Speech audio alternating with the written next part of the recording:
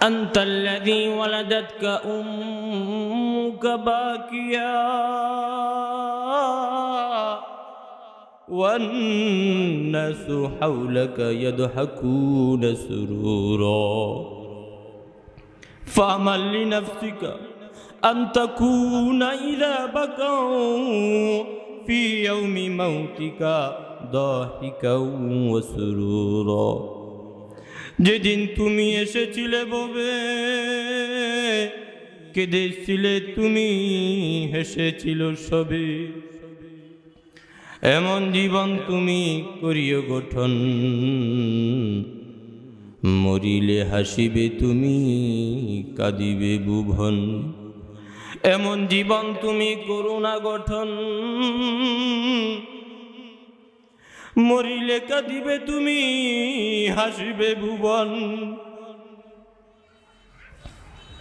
আজান ইকামত আমাদের হয়ে গেছে না হয় নাই? হ্যাঁ, সন্দেহ আছে? তাহলে আজান ইকামত দেওয়া লাগবে। আবার জানাজান নামাজে আজান ইকামত আসেনি, কথা কওয়া লাগবে। আমি কিন্তু ওয়াজ করতাম না, আমি একটু গল্প করাম, সবাই শুনবেন তো মনোযোগ দিয়া। হ্যাঁ, শেষ পর্যন্ত শুনবেন ইনশাআল্লাহ। আজান ইকামত হয়ে গেছে, হয় না হয় নাই একটু বলেন, আওয়াজ দিয়ে বলা লাগবে। জানাজান নামাজে আজান ইকামত আছে? হ্যাঁ, আমি তো কই আছে, আপনারা কোন নাই, আমি কই আছে, কেমনে বইটা? হ্যাঁ, বিজুর হয়ে গেল, কথার মধ্যে ব্যালেন্স তুলেছে, একটু আনতে পারছি। দেখেন, আজান একামত যদিও ওই সময়ে দেয় নাই, কিন্তু বাস্তবে কিন্তু আজান একামত আছে, একটু বুঝেন। যখনই দুনিয়াতে আসছি সাথে সাথেই ডান কানে আজান হয়ে গেছে, বাম কানে একামত হয়ে গেছে না হয় নাই? আওয়াজ দিয়ে বলেন। আজান একামত হওয়ার পরে এখন শুধু নামাজটুকু বাকি আছে। কি বাকি আছে? কোন নামাজ? জোহরের নামাজ। কোনটা? হ্যাঁ, জানাজার নামাজ। আজান একামতের পরে নামাজের জন্য কতটুক সময় থাকে বলেন? কয়েক সেকেন্ড, এর বেশি তো না। বেশি হলে নতুন করে একামত দেওয়া লাগবে। বুঝতেছেন কথাটা? মুরব্বীরা বুঝতে পারতেছেন না? কষ্ট হইতেছে? তাহলে আসেন, আজান একামত হয়ে গেছে, এবার শুধু আমার নামাজ পড়বে আর আমাকে বিদায় দিয়ে দিবে।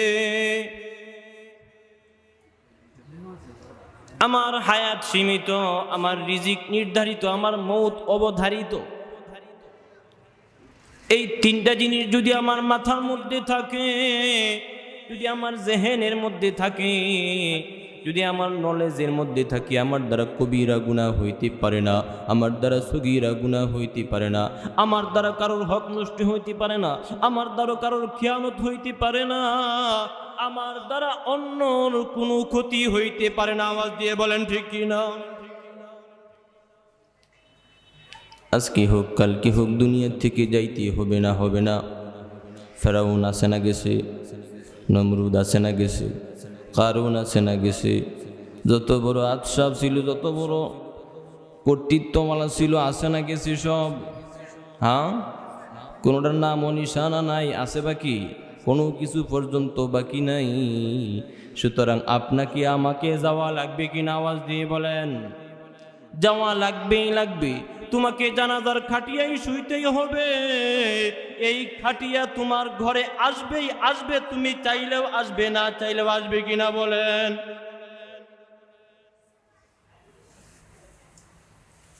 দেখবে না আমি পুলিশ ছিলাম নাকি আর্মি ছিলাম, দেখবে না আমি কি ছিলাম, দেখবে না আমি উকিল ছিলাম নাকি ব্যারিস্টার ছিলাম, দেখবে না আমি প্রাইম মিনিস্টার ছিলাম নাকি আমির ছিলাম নাকি মামুর ছিলাম, দেখবে না আমি বাদশাহ ছিলাম নাকি প্রজা ছিলাম। কোনো কিছুর সার্টিফিকেট কাজে আসবেনি। হ্যাঁ, বাদশার বাদশাহী কাজে আসবেনি, আমিরের এমারতিগিরি কাজে আসবেনি, কোনো কিছুই কাজে আসবে না। কাজে আসবে কি? ইল্লা মান আতাল্লাহ বিকলবিন সালিম ওয়া উজলিফাতিল জান্নাতু লিল মুত্তাকিন। যারা পরিচ্ছন্ন অন্তর নিয়ে আসছে, বেজাল মুক্ত অন্তর নিয়ে আসছে, এরাই নাজাত পাবে, এরাই মুক্তি পাবে। দিলের মধ্যে ফেসমুস জিলাফির ফেস যা আছে দিলের মধ্যে নিয়ে আসছে, এদের কিন্তু খবর আছে, বুঝেন নাই? হ্যাঁ, জিলাফির ফেস কোন কোন জায়গায় ঢুকছে? ভিতরে, দিলের ভিতরে যদি জিলাফির ফেস ঢুকে তাহলে কিন্তু খবর আছে। আল্লাহ কইলা মান আতাল্লাহ, যারা পরিচ্ছন্ন অন্তর নিয়ে আসবে, পিওর অন্তর নিয়ে আসবে, আল্লাহর ঢর বই নিয়ে আসবে, আল্লাহ পাক রব্বুল আলামিনকে সামনে দাঁড়াতে হবে, এই চিন্তা ফিকির করে কখনোই গুনাহ করে নাই, কোনো অন্যায় কাজের সাথে জড়িত হয় নাই, কোনো নাফরমানির সাথে জড়িত হয় নাই, এমন ভাবে পরিচ্ছন্ন অন্তর নিয়ে যারা কাল কিয়ামতের মাঠে আল্লাহ পাক রব্বুল আলামিনের নিকট আসবে তারাই নাজাত পাবে। আমরা দুনিয়াতে ভাবি আমার ছেলে এমপি হয়ে গেছে, সফল হয়ে গেছে, আমার ছেলে মন্ত্রী হয়ে গেছে, সফল হয়ে গেছে, আমার ছেলে ওকিল হয়ে গেছে, সফল হয়ে গেছে, আমার ছেলে ব্যারিস্টার হয়ে গেছে, সফল হয়ে গেছে, আমার ছেলে জজ হয়ে গেছে, সফল হয়ে গেছে। আল্লাহ কইডি একটাও সফলতা না।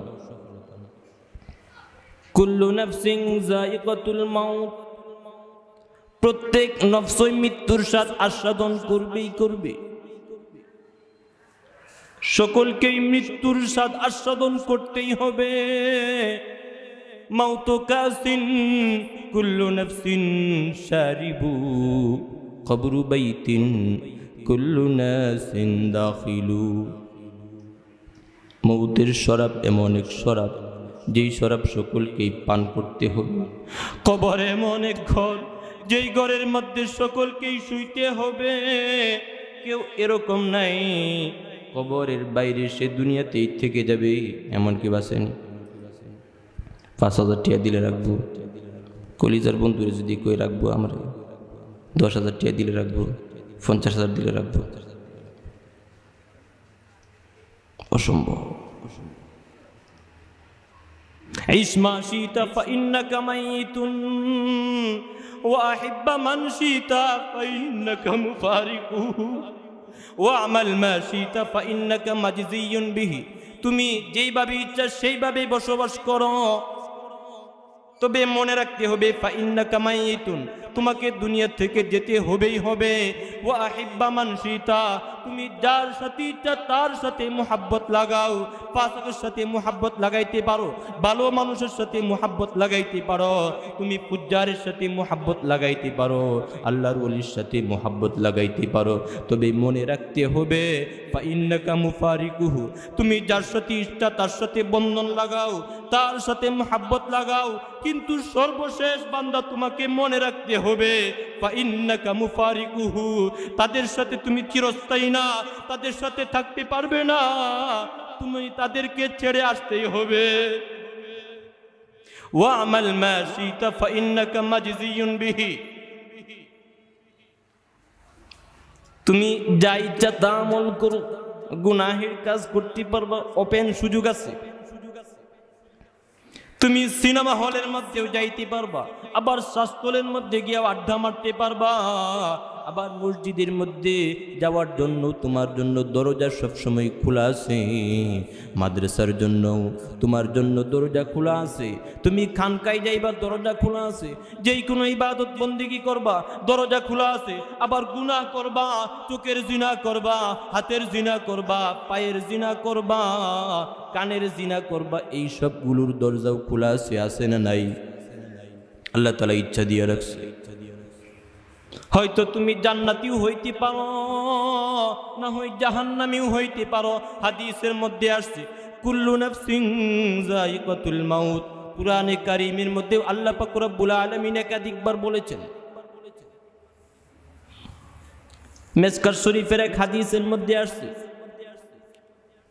কুল্লুন নাসি ইয়াগদু ফাবাইউন নাফসাহু ইম্মা মুবিকুহা আও মুহলিকুহা, প্রত্যেক মানুষ সকালে বের হয়, সকালে উপনীত হয়, আল্লাহর সাথে একটা লেনদেন হয়। লেনদেন কার সাথে হয়? একটু আওয়াজ দিয়ে কোন। আল্লাহর সাথে লেনদেন হয়। লেনদেনটা কি হয়? ফাবাইউন নাফসাহু ইম্মা মুবিকুহা আও মুহলিকুহা। একটা কেনা বেচা হয়, একটা ক্রয় বিক্রয় হয়। এই জায়গায় একজন ক্রেতা আর একজন বিক্রেতা। এখন কি কিনতেছে, কি এর মাধ্যমে কিনতেছে? আল্লাহ এই জায়গার মধ্যে বিক্রেতা, আমরা ক্রেতা। আমরা কি ক্রেতা? বিক্রেতা কাটা আল্লাহ। আওয়াজ দিয়ে বলেন কে? আরো জোরে বলেন কে? আরো জোরে চিৎকার করে বলেন কে? আল্লাহ হলেন বিক্রেতা, আমরা হলাম ক্রেতা। সুতরাং কি কিনতেছি এবং কি এর মাধ্যমে কিনতেছি?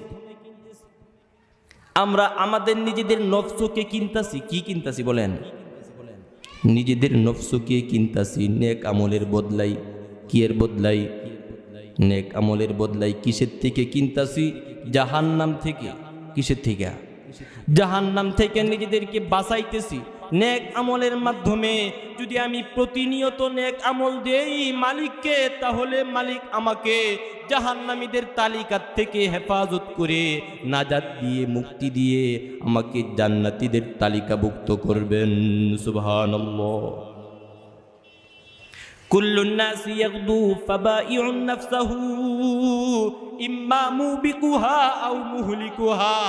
এই ক্রয় বিক্রয়ের মাধ্যমে হয়তো নিজেকে নাজাতপ্রাপ্ত দলের অন্তর্ভুক্ত করে, আবার জাহান্নামী দলেরও অন্তর্ভুক্ত করে। দুইটাই। সারাদিন যদি ভালো করি আমি, তাহলে আমার নামটা লিখিয়ে দেওয়া হয় জান্নাতীদের খাতায়।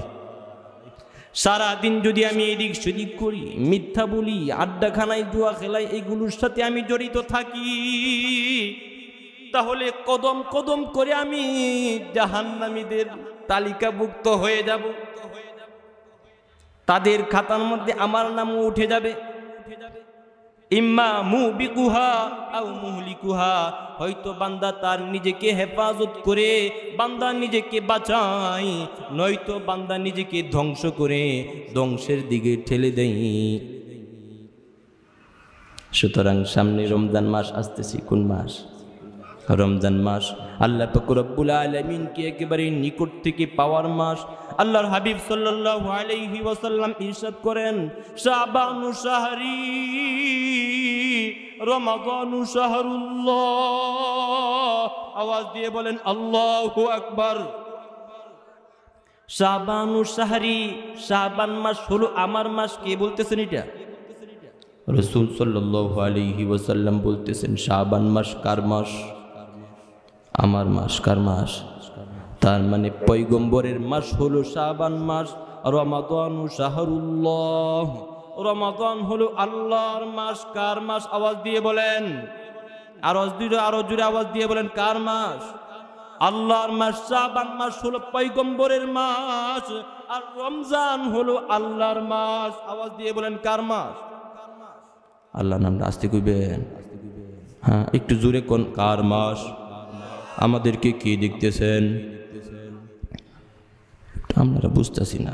খাই আইসেন না, মনে ক্ষুধা লাগছে, জিলাপি খাবার চিন্তায় আছে, একটু পরে গিয়ে খাইবেন না, একটু কিছু কইয়ালো না। রমজান মাস কার মাস? আওয়াজ দিয়ে বলেন। আরো জুড়ে চিল্লায় বলেন, কার মাস? রমজান কার মাস? আল্লাহর মাস। আল্লাহ পাক রব্বুল আলামিন এই মাসের মধ্যে এমন এমন অফার দিয়ে রাখছেন যা অন্য 11 মাসের মধ্যে নাই। বান্দা এই একটা মাস যদি ইবাদত বন্দেগী করতে পারো, তাহলে এক মাসের মাধ্যমে তুমি এমন এমন পাইবা যা 80,000 বছর ইবাদত বন্দেগী করেও তুমি পাইবা না। আল্লাহু আকবার।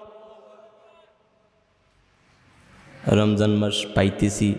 আল্লাহর হাবিব সাল্লাল্লাহু আলাইহি ওয়াসাল্লাম রজব মাস থেকে দোয়া শুরু করে দিতেন, আল্লাহুম্মা বারিক লানা ফি রজব ওয়া শাবান ওয়া বাল্লিগনা রমাদান। মালিক, আমাকে রজব এবং শাবান মাসের পুরাপুরি বরকত দান করুন এবং রমজান পর্যন্ত আমার হায়াতকে বাড়াইয়া দিন। অর্থ কি? রজব এবং শাবান মাসের পুরাপুরি বরকত আমাকে দান করুন এবং রমজান পর্যন্ত আমার হায়াতকে বাড়িয়ে দিন। রমজান পাওয়ার জন্য আল্লাহর হাবিব সাল্লাল্লাহু আলাইহি ওয়াসাল্লাম দোয়া করতেন। আমরা ইনশাআল্লাহ দোয়াটা কি করব?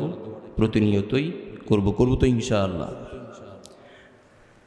রমজান এক হলো বোনাসের মাস, আবার এই রমজান এমন এক রমজান, এটা বাকি 11 মাসের জন্য ঢাল শুরু। কেমন ঢাল?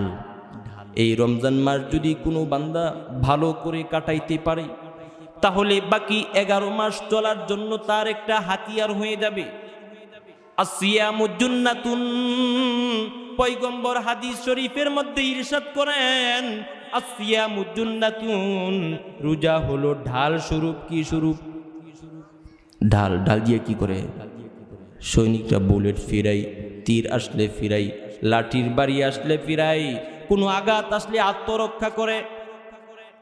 সুতরাং রোজা কিসের থেকে ডাল? রোজা হলো নফসি আম্মারার জন্য ডাল, শয়তানের জন্য ডাল, অন্যান্য গুনাহ, মাসি, ফিসক, ফুজুর এগুলোর জন্য ঢাল স্বরূপ। রমজান যদি ভালো করে কাটায় কোনো বান্দা, তাহলে বাকি 11 মাস সে নিজেকে ভালো করে কাটাইতে পারবে। আর যদি রমজান মাস ভালো করে কাটাইতে না পারে, তাহলে বাকি 11 মাসও তার জন্য বিপজ্জনক হবে। শুধু একটুকুই না, রোজা যদি কোনো বান্দা ঠিকঠাক মতো না রাখে, তাহলে এর জন্য বড় ভয়াবহতা আছে। একদা আল্লাহর হাবিব সাল্লাল্লাহু আলাইহি ওয়াসাল্লাম মিম্বারে উঠতেছেন। কোথায়? মিম্বার চিনেন তো? হ্যাঁ, যেখানে খতিব সাহেব কি করে? বয়ান করে। এই তো আল্লাহর হাবিব সাল্লাল্লাহু আলাইহি ওয়াসাল্লাম মিম্বারে উঠতেছেন, প্রথম সিঁড়িতে পা রাখলেন, বলতেছেন আমিন। দ্বিতীয় সিঁড়িতে পা রাখলেন, তখনও বলতেছেন আমিন। তৃতীয় সিঁড়িতে যখন পা রাখছেন, তখনও তিনি বলতেছেন আমিন। সাহাবায়ে কেরাম অবাক হয়ে তাকায় আছে। কখনো তো বিশ্বনবী পয়গম্বরকে এটা দেখি নাই। অনেকবার মিম্বরে উঠেছে, প্রত্যেক জুমায় মিম্বরে উঠছেন, কখনো তিনি আমিন বলেন নাই। কিন্তু এই জুমায় কেন তিনি প্রথম সিঁড়িতে দাঁড়ায় আমিন বলেছেন, দ্বিতীয় সিঁড়িতে দাঁড়ায়ও আমিন বলেছেন, তৃতীয় সিঁড়িতে দাঁড়ায়ও আমিন বলেছেন? সাহাবায়ে কেরাম অবাক হয়ে তাকায় আছেন, একে অপরকে জিজ্ঞেস করতেছে, কেউ কিছু বলতে পারতেছে না। কিবারে সাহাবী আবু বকর, উমর, উসমান, আলী সকলেই ওখানে বসা, কেউ কিছুই বলতে পারতেছে না। নামাজের শেষ হলে পয়গম্বরকে জিজ্ঞেস করা হয়েছে, ইয়া রাসূলুল্লাহ, ইয়া হাবিবাল্লাহ, আপনি অনেক জুমা পড়িয়েছেন, সব সময় আপনার পিছনে জুমা পড়ি, যদি কোনো সফরে না থাকেন অথবা কোনো যুদ্ধে না যান, কিন্তু কখনোই দেখি নাই প্রথম সিঁড়িতে পা রেখে আপনি আমিন বলেছেন, দ্বিতীয় সিঁড়িতে পা রেখে আপনি আমিন বলেছেন, তৃতীয় সিঁড়িতে পা রেখে আপনি আমিন বলেছেন। কিন্তু এই জুমার মধ্যে তো আপনাকে দেখলাম প্রথম সিঁড়িতে পা রেখেও আমিন বলেছেন, দ্বিতীয় সিঁড়িতে পা রেখেও আমিন বলেছেন, তৃতীয় সিঁড়িতে পা রেখেও আমিন বলেছেন। ইয়া পয়গম্বর, ইয়া হাবিবাল্লাহ, ইয়া নবী আল্লাহ, কেনই বা আপনি আমিন বলেছেন তিনবার? আল্লাহ নবী সাল্লাল্লাহু আলাইহি ওয়াসাল্লাম তিনি উত্তর দিয়ে বলতেছেন, শোনো, আমি যখন প্রথম সিঁড়িতে পা রাখি, তখন জিবরিল আমিন আসছে। আয়েশা বলতেছে, যেই ব্যক্তি তার পিতা মাতাকে পেয়েছে অথচ সে জান্নাত কামাইতে পারে নাই, সে জাহান্নামে গিয়েছে, সেই ব্যক্তি ধ্বংস হোক। নাউজুবিল্লাহ কইবেন না। পয়গম্বর বিশ্বনবীর সাথে সাথে উত্তরে বলেছেন আমিন। কবুল হইব নইব না? দোয়াটা কে করছে? দোয়াটা কে করছে? জিবরিল আমিন। এবং আমিন কে বলছে? আল্লাহ রাসূল সাল্লাল্লাহু আলাইহি ওয়াসাল্লাম আমিন বলেছেন, জিবরিল আমিন তিনি বলতেছেন, যেই ব্যক্তি তার পিতা মাতাকে দুনিয়াতে পাইছে অথবা একজনকে পাইছে কিন্তু জান্নাত কামাইতে পারে নাই, সে ধ্বংস হোক।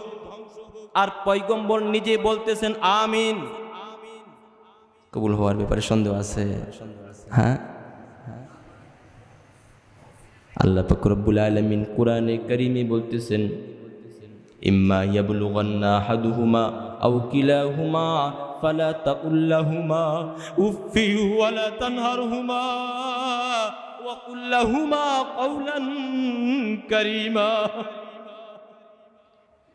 واخفض لهما جناح الذل من الرحمة وقل رب ارحمهما كما ربياني صغيرا সকলেই বলি رب ارحمهما আওয়াজ দিয়ে বলি رب ارحمهما كما ربياني صغيرا।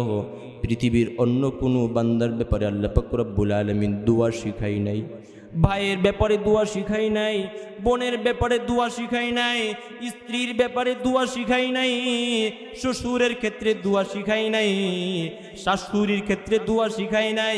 শুধু দোয়া শিখাইছে পিতামাতার জন্য কিভাবে দোয়া করতে হবে, কি শব্দের মাধ্যমে দোয়া করতে হবে, শব্দও শিখাইয়া দিয়েছেন। শব্দগুলো কি? রব্বির হামহুমা কামা রব্বায়ানি সগীরা। মালিক, আমার পিতামাতা আমাকে যেইভাবে লালন পালন করেছে, আমাকে যেইভাবে আদর সোহাগ দিয়ে বড় করেছে, নিজে না খেয়ে যেভাবে আমাকে খাওয়াইছে, নিজে না পড়ে যেভাবে আমাকে পড়াইছে, নিজে আরাম না করে যেভাবে আমাকে আরাম করাইছে, নিজে না ঘুমিয়ে যেভাবে আমাকে ঘুম পাড়াইছে রে মালিক। বৃদ্ধ হয়ে গেছে, কোনো কিছুই করতে পারে না। ওগো আহকামুল হাকিমিন, আমাকে যেইভাবে আদর সোহাগ দিয়ে বড় করেছে, লালন পালন করেছে, তুমিও তাদেরকে এরকম আদর সোহাগ দিয়ে রাখবা, তাদেরকে কষ্টের মধ্যে রাখবা না, তাদেরকে আযাবের মধ্যে রাখবা না, তাদেরকে পেরেশানির মধ্যে রাখবা না, তাদেরকে বিপদে ফেলে রাখবা না। এইটাই হলো রব্বির হামহুমা কামা রব্বায়ানি সগীরা। প্রথম শ্রেণীতে যখন পা রেখেছেন তখন বলেছেন আমিন। যেই ব্যক্তি বৃদ্ধ পিতামাতাকে পাইছে, দুইজনকে পাইছে অথবা একজনকে পাইছে, এরপরেও জান্নাত কামাইতে পারে নাই, তাদের সেবা যত্নের মাধ্যমে আল্লাহকে খুশি করতে পারে নাই, তাহলে সে জাহান্নামে যাবে কোথায়?